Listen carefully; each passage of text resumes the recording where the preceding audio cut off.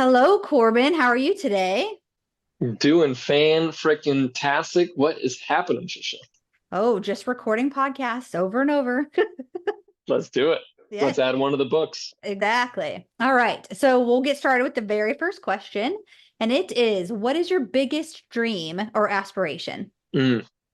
My biggest dream or aspiration is to be in a space of freedom for both me and my partner and her kids, including freedom of time, freedom of money, freedom of passion to be able to pursue whatever it is that we want to do, which can change on a day-to-day basis. But in a more specific context, one of the things that right now I've really been passionate about and dreaming of is being able to lead groups of entrepreneurs and executives to reconnect with nature on these extended wilderness excursions where they really get a chance to get out of the office, get out of their house, get out of their neighborhood, and reconnect with the thing that I think is so primal uh, in all of us, which is nature. And I feel as if we've become so disconnected from it that it's really one of the sources of a lot of our diseases and ailments. And not only I think is it nurturing for the soul, but I also think it's incredible for being able to shift our perspective and think about things in different ways, create new creative solutions to old problems. And that's a big asset for executives and entrepreneurs. And so being able to facilitate that right now is one of my bigger dreams that I'm really kind of focused on and intentional in trying to make happen.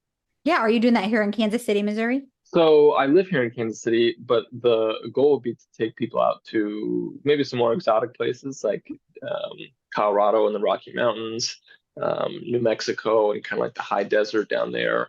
Um, Settings like that feel to me really like invigorating and nourishing. I've done my fair share of hunting and camping here in the Midwest, and it is beautiful. I think uh, far underrated. But there's just something about like the Rocky Mountains that just feels to me like just a power in and of itself that doesn't seem like there's any comparison for. So that would be where I would want to do it. Very cool. Well, I'm leaving Thursday for Phoenix, Arizona, and Ooh. I'm going to go to Sedona, Lake Havasu, and supposedly, I shouldn't say supposedly, it's a fact that there are vortexes. There's like 5 vortexes in Lake Havasu, and I think around 14 in Sedona. So I will Mm-hmm. definitely send you information on those too, because I think that would be amazing. I mean, I've heard that one of the worst things ever created was shoes because we're not connected Mm-hmm. to the ground anymore. We're not Yeah. going outside barefoot, and I think we've actually talked about that in one of the other episodes was like just the power of walking outside immediately in the morning and getting grounded and absorbing that earth's energy. And we just don't do that Mm-hmm. anymore. We don't take the time. Mm-hmm.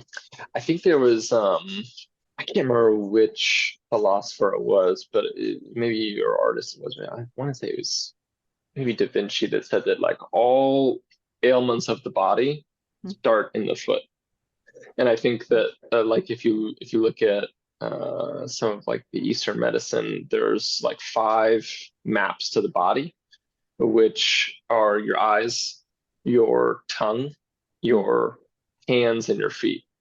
And those four places like hold the map to your entire body in terms Wow. of like um, what's going on, what's under stress, what is overworked, etc. And so the feet are definitely, I think, super foundational. And yeah, it's where our body meets the ground. And so that contact point, like, being the foundation of how we move and transverse this plane is super crucial. And it wasn't until I broke my leg a number of years ago where I had to really like Mm. intentionally rehab my foot, where I started to realize like how important and how nuanced and how like delicate and sensitive a lot of those and strong a lot of those muscles are in the feet. And to your point, yes, I learned really quickly that like how detrimental shoes are. It would be like walking around in an oven mitt all day or with an oven mitt on your hand. Yeah. That's like the equivalent of what shoes are to us. Right. Yep. Can't absorb the energy, the amazing nature energy. I love it. All right. You Mm-hmm. ready for question number two? Let's do it. Great. What makes you feel grateful and full of joy today? And today one of the things that is going on as just a general theme in my life and something that I'm feeling experiencing today is drastic shift between who I was and who I feel like I'm becoming. I Mhm. really feel like I'm at an apex point where there's just a drastic shift happening. And I can feel it in terms of like the things that are creating stress and disease in my body and in my life. And it really just feels like this massive overhaul that I'm going through. And so this morning when I was journaling and meditating, it really felt like sometimes it feels like a burden, like, oh my gosh, this is so hard, this is so challenging, why is this so difficult? And then this morning I was like, okay, I really want to shift, really want to shift how I'm looking at this and how I'm viewing this. So that way it's a perspective that gives me excitement and energy rather than dread and drag. And one of those was just what I was mentioning around like what a cool opportunity to become something new, become someone different, to become something better, something stronger, something more resilient. Like it's a cool opportunity. And like I said, it is challenging and it's beautiful. And so that is what I'm grateful for. And that brings me joy today. Yeah, so almost like a death and a rebirth, right? Of Very who you're much becoming. so. That happened to me last Hmm. summer, and it was rough. It was really rough. And I remember just we operate best in our uncomfortable zone anyways, but when you're like when you are the more uncomfortable you are, the more growing you're doing at the moment. It's super Hmm. interesting and it's so great. It's so amazing to me that you're grateful for that right now because you're in the thick of it and it's super hard. But if you're more grateful for it, maybe it'll kind of like come to fruition a little bit faster and get that definition of who you're becoming, right? Because that's what you're Hmm. trying to figure out right now. Am I Hmm. correct? Yeah. Hmm. There's an ease to it too. Like change can occur through like drastic confrontational effort, and change can also come through ease. I think a lot of it depends on like our beliefs and our perspectives and the way that we're approaching it. But yes, it is undoubtedly challenging, and it's very much like a death and rebirth. And I think that we're dying all the time. Like our cells are dying all the time. I think every 7 years we have literally every cell in our body has died and regenerated. So every 7 years we have a completely new body, new cells.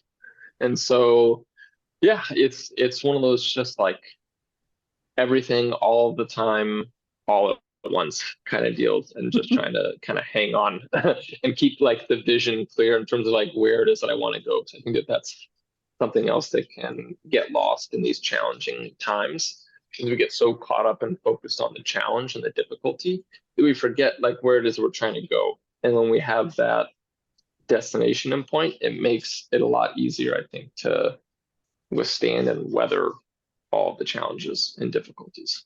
Right. Yeah, I think like along the lines of almost the neurolinguistic programming stuff, it's like you end up with like your neurons are reforming as well. So if somebody's on the Hmm. path that you're on right now, right? Like I feel like I'm in this middle of this rebirth. I'm not exactly sure what it all means yet. And a lot of times what people will do is go, "Meow," and they'll go right back to the way they were before. And then they'll end up on that vicious loop of, okay, who am I? Who am I? Who am I? I want to Hmm. become this person, but I'm not getting off the loop and making new choices. And that's the thing too. Hmm. Like whenever you're in that moment, I mean, are you doing certain things so that way you stay on track? Besides the meditation and the journaling, of course. I mean, that's such a huge piece of it. And breath work, it sounds like. Hmm. Mhm. Yeah, big on breath. And you know what? These are things that, like, even though I do them, I'm not perfect at them. Like, I don't even know what perfect looks like in terms of like journaling and breath work or meditation, but like, I'm not gonna sit here and try to pretend as if like I'm some kind of stoic monk where like every morning, as soon as the alarm goes off at 6 a.m., like I'm in, ohms. Yeah. Um, but I do think that that's really important. I think part of one of the most challenging parts of these processes is almost like everything that we thought we knew becomes like changes and shifts. So for me, like movement and working out has always come very easily. It's not something that I've had to schedule in. It's not something that I've had to like drag myself into the gym for. It was just like a innate passion and desire that I was pulled towards. And right now, surprisingly, it feels like it's something that I'm having to push myself into, which is really weird for me. Um, and so that's one of the things again where it's like what's happening right now? Who Mhm. am I? But I would say that movement is another big one.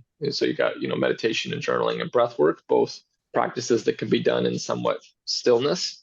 But man, movement to me is such a medicine in terms of like being able to move energy to the body, being able to engage with different parts of our body, being able to feel like our strength and our mechanics and how to use applied leverage.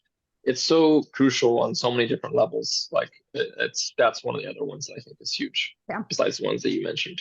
Yeah, I would definitely agree with movement. And I think in the wintertime, it's a little harder for me, Hmm. especially. I become a little bit of a homebody in the winter.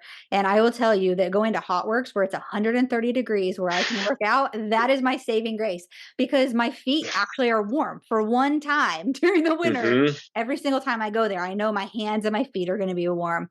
So I love it. And I definitely agree with you. Movement. I mean, our bodies are not meant to just sit here. And they're not going Mm-mm. to feel good when we're old if we do just sit here, and our brains won't either. Mm-mm. I Yeah. think that we're the amount of stagnancy that we have in our lifestyles right now, or sedentary, is really staggering. And I don't think that people recognize how impactful that is on our physiology and our well-being. I mean, when I think of, I mean, just everything is right here at our fingertips. Even if we were to, drive to work, like we're still sitting in a car. Yeah. We don't have to go fetch water from a stream. We don't have to go hunt for food. We don't have to go pick berries. Like our lifestyle has changed so much in that aspect that I don't even think we're able to comprehend like how much of an impact it has on us. Yeah, that would be a really interesting like retreat idea is to do some sort of like where you just live off the land for an entire week and Hmm. you don't sit at a computer, you don't even have a phone. That would be kind of amazing in and of itself. So, Totally. And yeah. that's going back to my dream for those wilderness retreats. Like that's really what like I have in mind. I mean, I think that there's a balance. I think that like even as I talk about those things, I also think that at the same time, while we're more stagnant than ever, we're also more busy than ever. Like I think that if you look at like the evolution of humans, I think that they lived in ways in which there were short bursts of energy, like Mhm. to go get water, to go hunt food, to go pick berries. And then I also think there was a lot of sitting around. Like I think there was a lot of hanging out and lounging around the fire and sitting by the stream. And that's also something that I feel like we don't have quite as much anymore. I mean, I think that I mean, I guess and we sit and watch TV, but to me it's still not the same thing. Yeah. Like it's not, it doesn't have the same level of connection with other people. It doesn't have the same other connection with the environment and with the land and with nature. And I think it's very different states of mind, those two things. And so yeah, my goal with going back to those wilderness retreats is getting people outside, getting people moving, walking, hiking, and also getting people to just hang out, just sit around a fire. Like, hey, I'll cook all the food, everything's prepared, everything's taken care of. Just hang out and be, Yep. which I think for a lot of um, high performance entrepreneurs and executives, that is almost harder than working is a Oh lot of yeah. times. Yeah, quiet your mind. It's like almost impossible. Yes. Wait, Yes. you're telling me I gotta sit here by myself and just sit Right. with my thoughts and feelings? That sounds terrifying. Yeah, Yep. no, it's a real thing. And so, if the obstacle is the way, then it's like if that's the thing that's hard for them, then that's the thing that is most important and valuable for them to do, possibly. Definitely agree. Get them out of that comfort zone, right? Hmm. Yes. All right, you ready for the next question? Bring it. All right. What are the most significant lessons you've learned throughout your life, and how have they shaped you as a person? The power of curiosity, Mm. which I think ties in really closely with self-awareness. The power of curiosity, I think, is really understated and undervalued. And I think that curiosity is the foundation for gaining self-awareness through asking questions like, hey, what is it that I'm doing right now? And what's the motivation behind it? For what purpose am I doing this?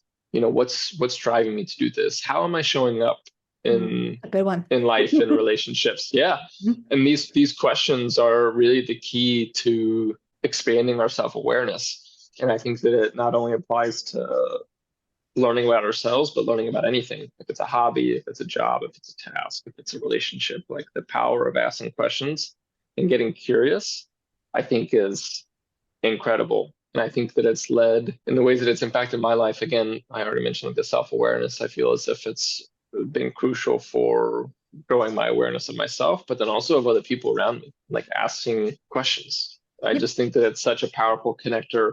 And I think it's one of the most like foundational skills where if you can get comfortable asking questions, and then on top of that, being able to develop the skill of asking the right questions Mhm. or the questions that move the needle for you, man, that's a powerful skill that could take anybody anywhere. Yeah. And I really try, because I have a 6-year-old son, and I Mm-hmm. really try. He asks me probably 1,000 questions a day. Mm-hmm. And I try my best not to like turn him away whenever he's asking me Mm-hmm. questions, because I know it's just going to make him smarter. But for all the parents out there, it's like, please at least answer their questions. Don't ever act like a question is stupid. And, not that I'm like that every single time, because there are definitely times where I'm busy trying to cook dinner or do something. And I'm like, okay, just, you gotta ask me that later. Right. But we know how it is Mm-hmm. as adults, you forget. And so, Mm-hmm. just answer their questions, I guess is my point, because as an adult, you want to be asking those questions. Who am I showing up as? Who do I want to Mm-hmm. show up as? It creates amazing emotional intelligence and self-awareness. Totally Mm-hmm. agree.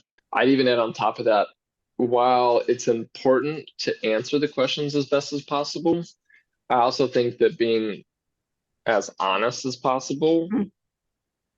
is equally as important. And that includes saying when you don't know something.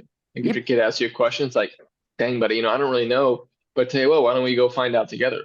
Or hey, I don't know the answer to that, but I fully support you trying to look it up and find it out. And when you do, come back and let me know what you find. I think that again really instigates and promotes that kind of curiosity as well as the honesty. Because I think that kids, whether we realize it or not, consciously, unconsciously, know when Mhm. we're just lying or giving them something just to get them out of our hair. Yeah. Um, and it is a delicate balance because, yeah, sometimes like parents are tired and they're worn out and they don't have the energy to engage in a super esoteric conversation about, where birds come from or how birds fly.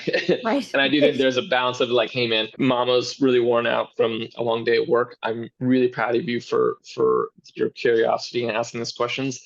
And I would really love to explore this at a later time when I have more energy to be more present and engaged with you. How does that sound? Um, I can't yeah, even I imagine. think My son would look at me like, huh? yeah. What do you mean you're all out of energy? It's 6 o'clock. I got all kinds of energy. Let's go. Yeah, it's Yep. tough, man.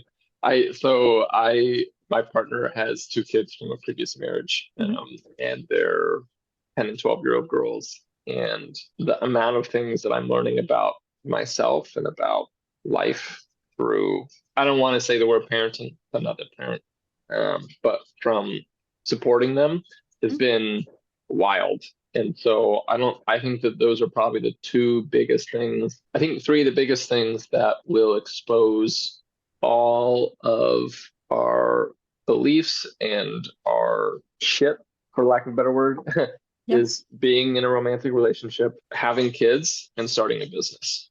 I think those 3 things are like like the trifecta of exposing all of your shit. Oh yeah. It will All the get, it limiting will get, beliefs. oh yeah, it'll get Yep. displayed right out in front of you, right in your face, and you'll get smacked upside the head if you're not paying attention. But yeah, man, those 3 things are like hell of an undertaking. Yeah. And you're going to get smacked upside the head, even if you are paying attention. Like that's just, Yeah. yes, I would totally agree. Those are 3 of the hardest things I've ever experienced in my entire life. So yeah, Mm-hmm.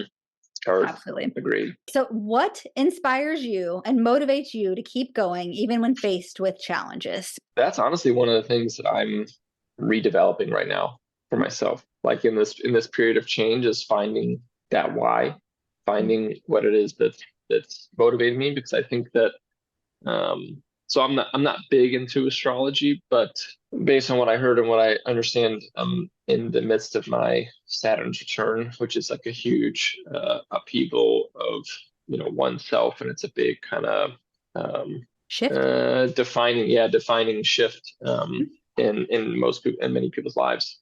And so I think that for anyone on any kind of journey that's meaningful of any kind of sort, again, whether it's starting a business, whether it's parenting, whether it's anytime you're pursuing a dream or a passion, I think that there's this apex point to where we're actually being motivated by fears, insecurities, trauma, compensation strategies, and other things of the sort, which I equate to like somewhat of a dirty fuel source. To me, it feels like burning coal. It's like it gets the job done, but Fire there's a under your cost feet. to it. Yep. But there's a cost to it. And I think that to really get where we really want to go, there has to be some kind of switch to where we hit that apex point and we actually change the fuel source that we're using to drive ourselves. And it's just from coal to electricity in the form of being driven by fears, insecurities, limiting beliefs, compensation strategies, to love, passion, desire, desires, wants, dreams. And to me, it's like the difference between moving away from and moving towards. Does that make sense? Yeah. And would you agree? It's like you could be like operating out of the fears and all of that, and then you're operating out of love and passion, and then it turns into a circle, and you're doing this again, and then you're doing this again, and then you're doing that again. So yeah, I mean, yeah, I've never really thought about that way. So that's great insight. Yeah, I definitely don't think it's a linear process. I think probably, like you said, it's very cyclical, and so it will have its seasons, and and then even within those seasons, there'll be days where I'm running on electricity and days where I'm running on coal. It definitely oscillates. Yep. But I do think that there are very stark points of momentous. There are very stark points where there's like a drastic shift. And so, as I said, right now, it feels like I'm in one of those shifts. And so redefining and choosing a different fuel source to move me, I think, is one of the big things that I'm undertaking right now. And so that's honestly a to be determined answer, but it's definitely on my mind. Yeah. Have you ever done the exercise where you go like 7 levels deep to figure out what your why is? There's different. I think I might know what you're talking about, but walk me through it. Take me through your version of it. Well, that would take a really long time. You start out, right? You start out with what is your why? Why do you want to be doing this, right? And then you just dive a little bit deeper. And why do you want to be doing that, right? And then you dive a little bit deeper. What makes you want to do this? And you just keep going and keep going and keep asking the questions. And that's one of those things where like breath work really helps, even if you're doing it yourself, really breathing through it and opening the mind, and whatever comes first is what you write down. And then that's why about level 4 or 5, you end up in this place of emotions, and like what my why is to make generational change with my kids so they don't ever have to go through the things that I went through as a child. Whether it be money situations or just life situations, definitely relationship situations.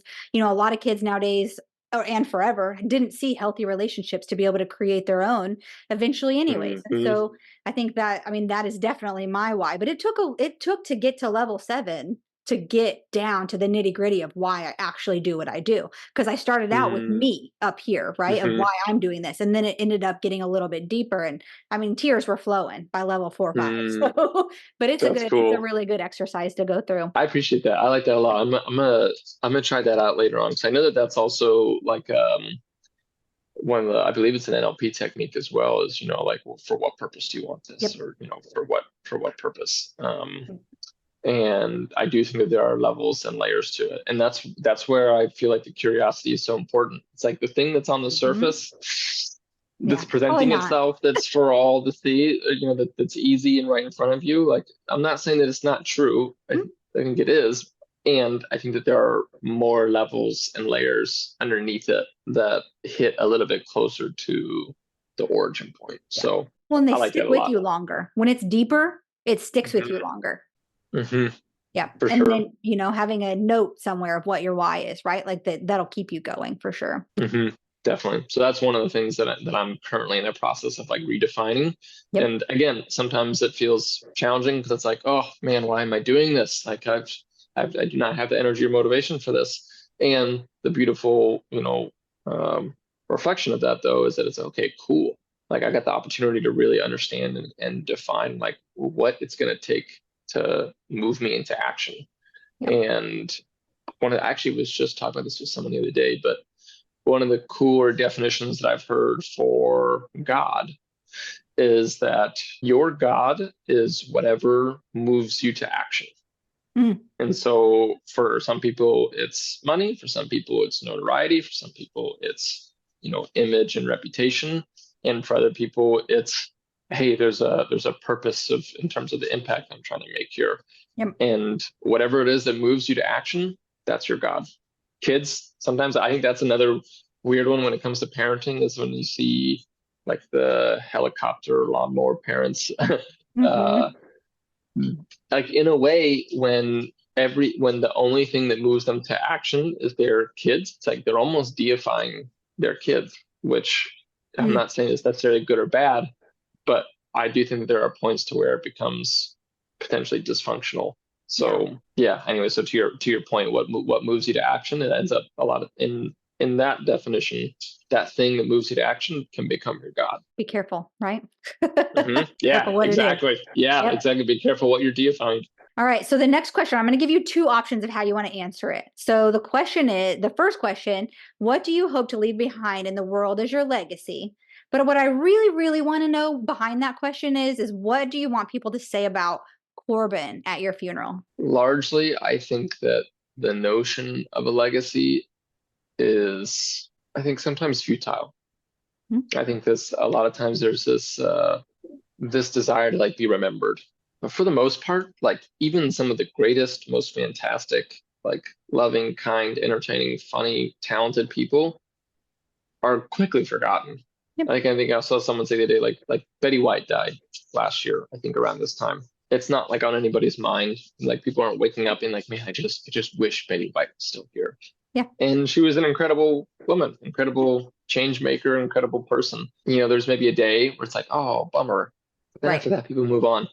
So in some sense, I feel like the legacy thing can sometimes get overplayed. And when it comes to what I want to be remembered for, so the legacy to me is like how long people remember us for. But what people remember us for is, I think, where my attention goes. I just want to be thought of as someone who was kind, someone who cared, as someone who tried, someone that did what they could to make their life better, along with the lives of the people around them better. Yeah. To me, that feels like the epitome of what I could want. Yeah, very nice. Yeah, and doing that through like the wilderness retreats, like you were talking about, of course, right? And that's where things, and I think that too, that's going back to purpose too. It's like, well, I'm again in this redefining process. So I'm redefining a lot of these things that I used to just kind of like take at face value. And when I think about like life purpose, I think that sometimes that can be another one similar to legacy, where people get really caught up in like, what's my life purpose? And I think that it changes from moment to moment. Like right now I've got this cacao turmeric latte that was given to me as a Christmas gift. And like, in some sense, it feels like when I drink this, my life's purpose is to enjoy this as much as possible. Yeah. And when I'm on a walk, it's like my life's purpose in that moment is to enjoy my walk as much as I can. Yeah. And then, there's things like the wilderness retreats where it's like, okay, now my purpose is really around supporting people and creating more of like what we consider like a traditional purpose. But I think it changes from moment to moment, day to day. And so, that's another thing that I've been redefining. So I don't know if this is tracking or not, but there's a couple different things that kind of tie into one another that has been contemplating as I'm talking. Yeah. So though that's the whole point of this conversation, right? Curiosity. Have you ever read any of Matthew Kelly's books? I don't believe so. Yeah. So he has a book called The 7 Levels of Intimacy. And it is the most amazing relationship book I've ever read in my life. Ever. Yes. Okay. So one of my friends and mentors has what he calls the roadmap to intimacy.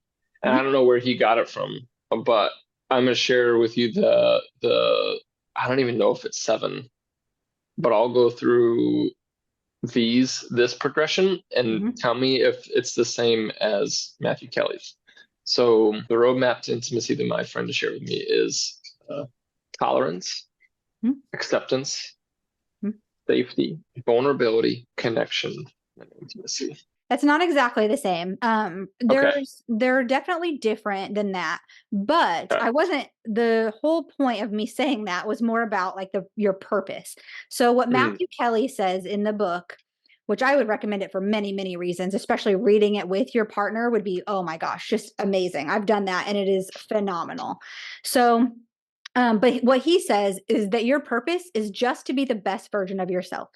So that makes it a little bit easier to say, okay, well, right now it's this latte, right? And then hmm tomorrow it's going to be this walk.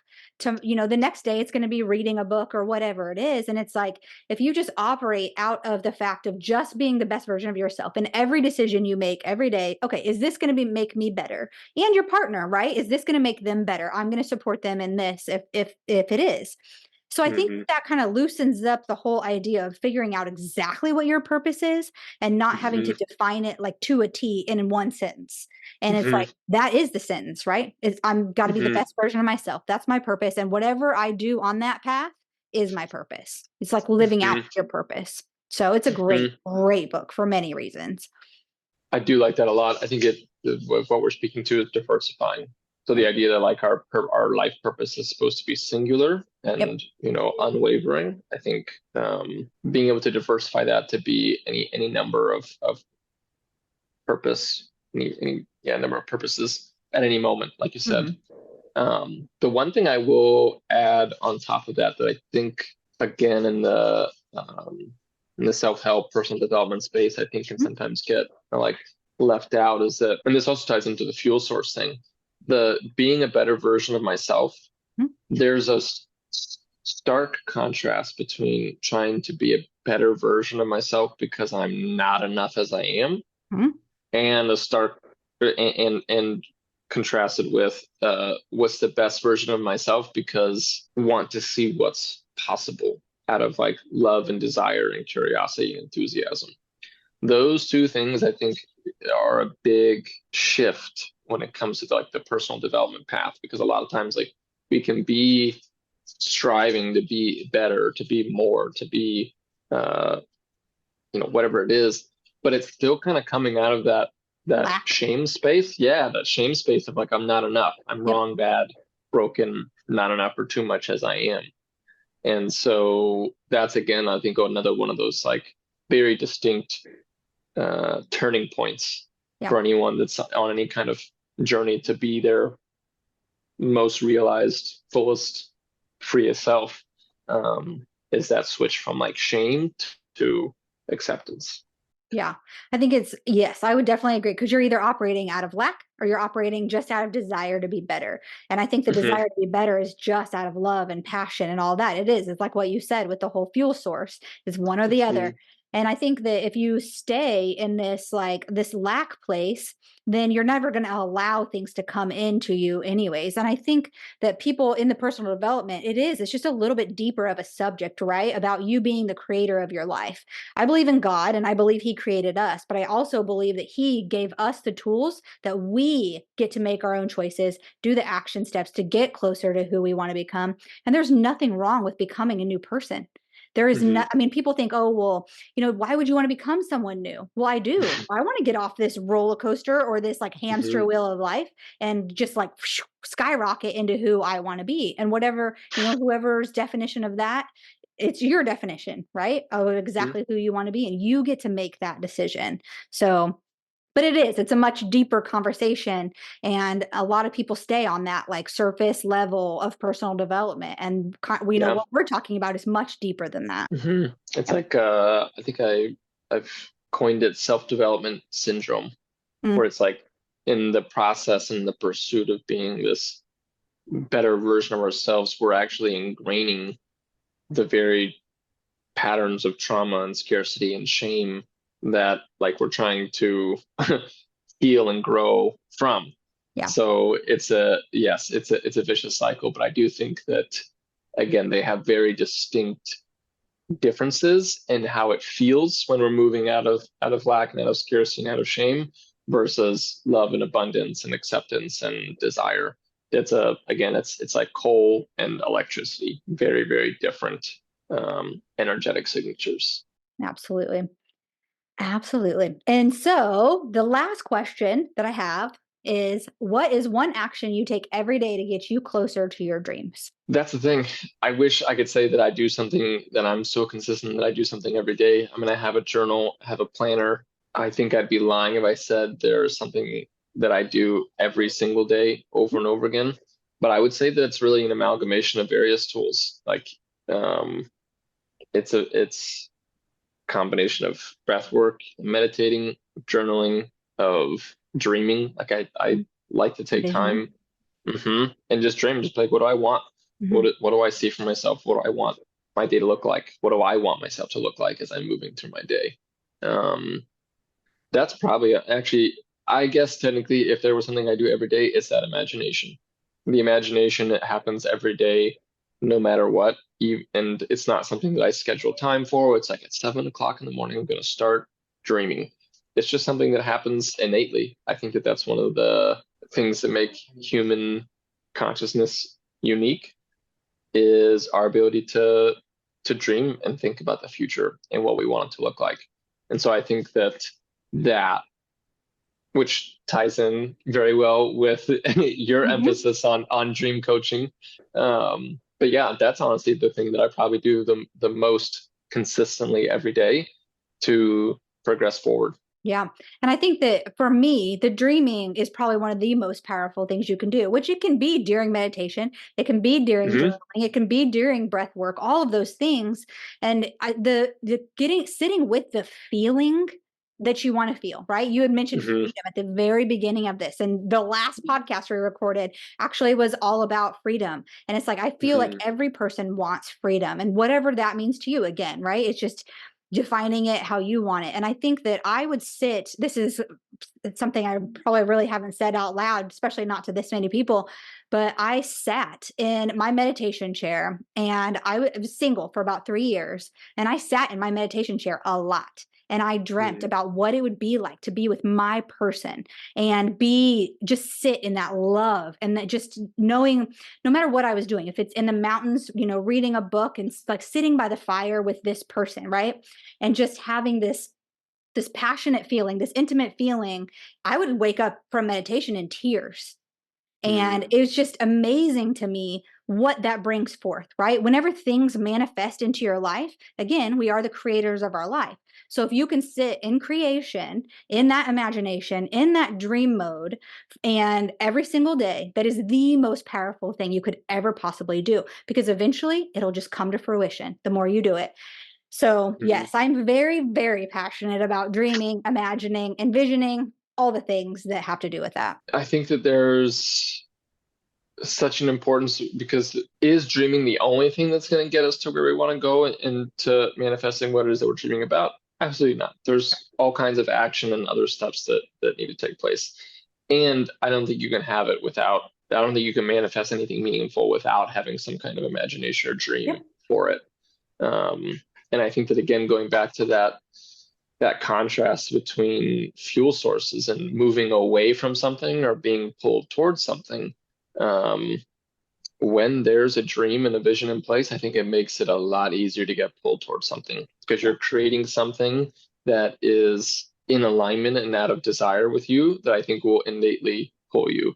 Yep. And so having that, I think, is one of the first steps to help initiate that change from, moving away from and burning like dirty coal Mm-hmm. to clean burning electricity and being pulled towards something that you're passionate about, that like lights your soul on fire. So dreaming, I think, is definitely I would say the first most primary foundational component to that. Yep. So yeah, that's awesome. Boy, what a beautiful tie-in. We couldn't even plan that any better. Damn, written like a script. Well, I mean, it's what it boils down to, right? What are we dreaming about? Yeah. What do we want? I mean, that's you have to know what you want. You have to know what you don't want, so you can get away from this Mhm. and become this. So it really is. You have to envision it. And I absolutely love that you said that that's like the one thing you do every day, because we all do, even if it's just daydreaming just a little bit for a split second or for 5 minutes, it's listening to a really great song, you're still getting a feeling, right? So, yep. Definitely. So I'm is there with you. anything else that you want to add to our conversation before we end it? I think I just love to say that for whoever's listening, like, you are fucking powerful. Mhm. You are limitless, Mhm. and you are capable, and I believe in you. And I know that life can be hard sometimes, and it can be challenging, and it can be, you know, so tough to where it's like we lead ourselves to ask, like, do I even want to do this anymore? Mhm. I've definitely been there. And for what it's worth, wherever you are and whatever you're going through, like, just keep going. Yep. Just keep going. I believe in you. I love you. And I wish the best for you. Yes, that's amazing. And another really cool thing that would be a really great challenge for all of our listeners is to look at themselves in the mirror and say that. Oh man. Look in the Super. mirror. Mhm. Totally. Look into the eyes of a partner. Yep. Man, looking into people's eyes is something that I've really been fascinated by the last few years. There was an experience that I had where it kind of clued me in how important it is to really look people in the eye. Um, and I actually remember distinctly the first time I ever felt like someone really looked me in the eye, like really, really looked me in the eye. And it's powerful. And I think that if someone does have a partner of any kind, like, look into their eyes and say the same thing and have them repeat it back to you. Or the mirror, like, it all works. But yeah, making contact with the eyes, like the windows to the soul, crucial, amplifies everything. Absolutely. That's even another addition. So thank you for that. Oh, Yes, cool. I definitely agree. All right. Well, thank you so much for coming on today. We had a Mm, lot of valuable topics discussed, and I am super excited to see where you're going, where you're headed, what your why is. We'll definitely have to keep talking about that. you Yep. bet. Thank you so Yep. much. I appreciate you having me. I appreciate you asking these questions and bringing your curiosity to the table. It's been a real treat, and I've loved it. So thank you, Tricia.